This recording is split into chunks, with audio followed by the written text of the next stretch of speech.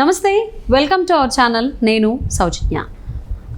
అంటే తెలుగు రాష్ట్రాల్లోనే కాకుండా ఈవెన్ ఇక్కడ ఉన్నటువంటి ఛానల్స్లో కానీ మీడియాలోనే కాకుండా జాతీయ మీడియాలో కూడా ఎక్కడ చూసినా కానీ టీడీపీనే గెలుస్తోంది. టీడీపీకి ఖచ్చితంగా 15 ఎంపీ స్థానాలు వస్తాయనేటువంటి వార్త చాలా గట్టిగా వినిపిస్తోంది.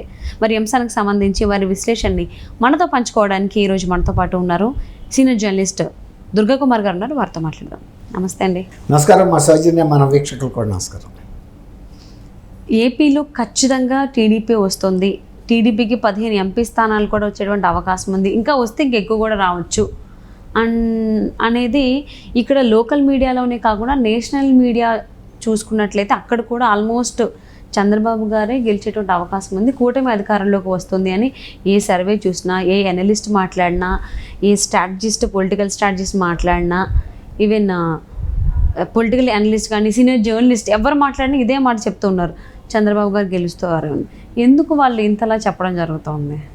ఇప్పుడు ఒకటమ్మా సౌజన్య, ఇవాళ ఎవరు కూడా ఆ శాంపుల్ సర్వే తీసుకునేది కార్యక్షేత్రం నుంచి. కార్యక్షేత్రంలో ఏదైతే వాతావరణం ఉంటుందో అదే వాతావరణాన్ని జాతీయ సర్వే సంస్థలు కానీ లేకపోతే రాష్ట్రంలో చేసిన సర్వే సంస్థలు కానివ్వండి, మీరు అన్నట్టు సీనియర్ జర్నలిస్టులు, పొలిటికల్ అనలిస్టులు, స్ట్రాటజిస్టు.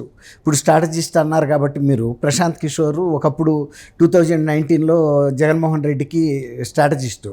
అన్నీ ఆయనే చేశాడు. ఏ రకంగా కుల సమీకరణాలని చేయాలి, ఎలా విభజన చేయాలి, ఎలా సమైక్యం చేయాలి, ఈ ఇంజనీరింగ్, సోషల్ ఇంజనీరింగ్ అంతా ఆయనే ఇచ్చాడు. దాంతో ఆయన ఊహించని విజయం. అసలు 150 సీట్స్ వస్తాయని ఆయన ఊహించలా. ఏదో గెలిస్తే చాలు, ఒక్కసారి అవకాశం ఇవ్వండి అని బతిమాలుకుని, అంటే ప్రజలు ఎవరు తన మీద ఒక విశ్వాసం ఉండదు. ఎందుకంటే కొత్త రాష్ట్రం, అనేక సమస్యలతో ఉన్న రాష్ట్రం. ఫస్ట్ టైం కూడా చంద్రబాబు నాయుడు గారికి అనుభవం ఉందని ఇచ్చారు, ఇంకా ఒక షేప్కి రాలేదు కాబట్టి ఇప్పుడు కూడా నాకు ఇవ్వరు అనుకున్నాడు. అందుకే ఆయన ఏ హామీ అంటే హామీ ఇచ్చాడు. ఢిల్లీకి మించిన అమరావతి కడతానన్నాడు, తర్వాత మద్యపానం నిషేధం అన్నాడు, తర్వాత 45 ఏళ్ళ దాటితేనే వృద్ధాప్య పెన్షన్ అన్నాడు. ఏ విధమైనది కూడా అసలు ఆయన ముందు వెనక చూసుకోలే. అట్లా ఇచ్చినప్పటికీ కూడా ఆయనకు నమ్మకం లేదు. కానీ ఒక సోషల్ స్ట్రాటజీ ఇంజనీరింగ్ ఏదైతే జరిగిందో అది ఊహించిన ఫలితాలు ఇచ్చింది. తర్వాత ఇంకోటి ఏంటంటే వాళ్ళు కూడా ఈయన వస్తే కనుక ఇంకా ఎంత డెవలప్మెంట్ అవుతుంది. చంద్రబాబు గారు 5 ఏళ్లలో ఒక స్థాయికి రాజధాని తీసుకొచ్చాడు. ఈయన్ని తీసుకొస్తే ఇంకా 3-4 గంటల డెవలప్మెంట్ తీసుకొస్తాడు. ఇంకా ఆయన కొంచెం పెద్ద వయసు వచ్చింది, ఇతను యంగ్స్టర్ అని నమ్మారు. ఇతను అందులో ఇప్పటికే ఒక స్థాయి ఆర్థికంగా సంపాదించేసుకుని ఉన్నాడు. 45,000 కోట్లు ఆయన ఆస్తులే జప్తులో ఉన్నాయి. కాబట్టి డబ్బు కోసం ఆశించడు. ఇక కేవలం ప్రజాసేవే చేస్తాడు, ప్రజల కోసమే అతను ప్రభుత్వం నడుపుతారంటున్నారు. రాజశేఖర్ రెడ్డి గారు లాగా రాజశేఖర్ రెడ్డి గారి టైంలోనే కొంత మొదలైంది ఈ మూలాన. రాజశేఖర్ గారి వ్యక్తిగతంగా కరప్ట్ కాదు. ఎందుకంటే ఆయన అన్నాళ్ళ రాజకీయం ఉండ ముఖ్యమంత్రి అయ్యే నాటికి ఆయన ఇంటిని కూడా డెవలప్మెంట్కి ఇచ్చుకునే పరిస్థితిలోనే ఉన్నాడు. ఆయన అఫిడవిట్లు చూసినా ఎలక్షన్ అఫిడవిట్లో కూడా తెలుస్తుంది, అది ప్రజలకు కూడా తెలుసు. కానీ ఈయన ఒకసారి ముఖ్యమంత్రి అయిన తర్వాత తండ్రి మీద ఒత్తిడి తీసుకొచ్చి రకరకాల క్విడ్ ప్రోకో ద్వారా నువ్వు ఆ పని చెయ్యి, నేను ఇక్కడ వసూలు చేసుకుంటాను అని అలా అనేక ప్రాపర్టీస్ సంపాదించాడు, అనేక పెద్ద పెద్ద స్థలాలు సంపాదించాడు. తర్వాత ఆయన కంపెనీకి సంబంధించి 10 రూపాయలు కూడా విలువ చేయని షేర్లని వేలల్లోనూ అమ్మాడు. అంటే వాళ్ళు ఎందుకు కొన్నారంటే వీళ్ళు వేరే రూపంలో వాళ్ళకి సహాయం చేశారు కాబట్టి కొన్నారు. ఆ రకంగా ఆయన దెబ్బేసిపోయాడు డబ్బుగా. కాబట్టి డబ్బు ఆశించడం అనుకున్నారు, కానీ వాళ్ళు అనుకున్న అన్నీ తప్పినాయి అంచనాలు. అధికారంలోకి వచ్చిన మర్నాడే ఆయన ప్రజావేదికని అసలు ఏ మాత్రం ఆలోచించకుండా వెంటనే కూల్చేశాడు. అంటే అది తొందరపాటు చర్య నిజానికి. కానీ వీళ్ళు ముద్దుగా ఎలక్ట్ చేసుకున్నారు కాబట్టి ముద్దు మనం, కానీ ఇంతవరకు వాటి శిథిలాలు కూడా ఎత్తలా. మరి ప్రజావేదిక అయితే కావాలి కదా, అప్పటి నుంచి వాళ్ళకి కూడా కట్టకుండా ఆయన నడుపుకొస్తున్నాడు కదా. నడపటం ఏముంది, తీసుకెళ్ళి నోవాటెల్ హోటల్లో పెడుతున్నారు ప్రభుత్వానికి సంబంధించిన సమావేశాలు, సభలు, ఇవన్నీ కూడా అంతర్గత సమీక్షా సమావేశాలు ఇలాంటివి. దాంతో డబ్బులు ప్రైవేట్ హోటళ్ళకి వెళ్ళిపోతున్నాయి. అదే కనుక సొంత ప్రజావేదిక ఉంటే అక్కడే పెట్టుకున్నాడుగా. ఫస్ట్ జిల్లా కలెక్టర్లో ఎస్పీలతో సమావేశం, అదే ఆయన కంటో పడబట్టి కూల్చేసాడు.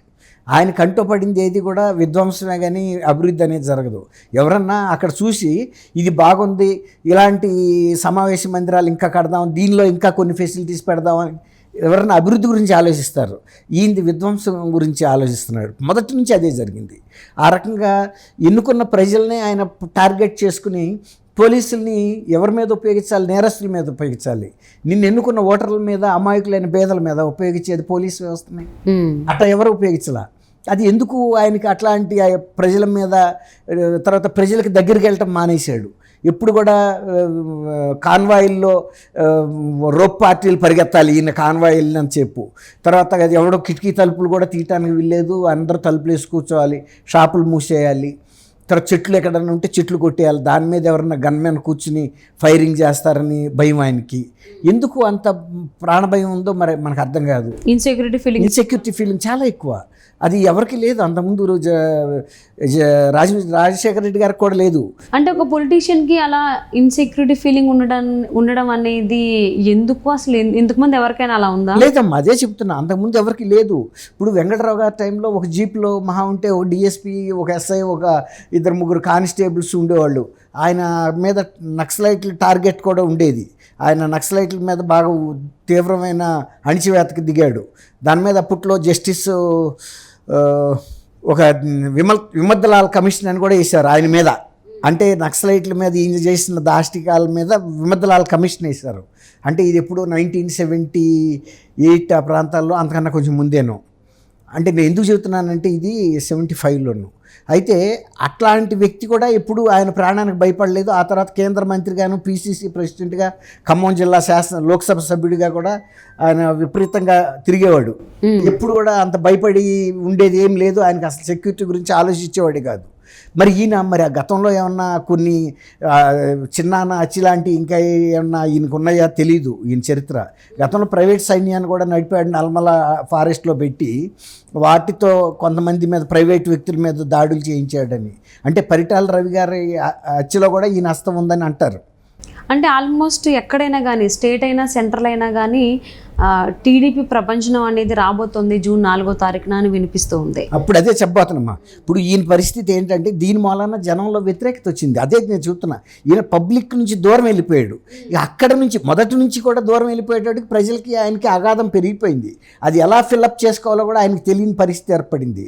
ఇప్పుడు ఆయనకి స్ట్రాటజిస్ట్గా ఉన్న ప్రశాంత్ కిషోర్ కూడా ఇతను ఓడిపోతాడని అనేక ప్రదేశాల్లో, అనేక వేదికల మీద, అనేక ప్రాంతాల్లో కూడా చెప్పాడు. మళ్ళీ లేటెస్ట్గా కూడా చెప్పాడు ఆయన గెలవటం అసంభవం అని.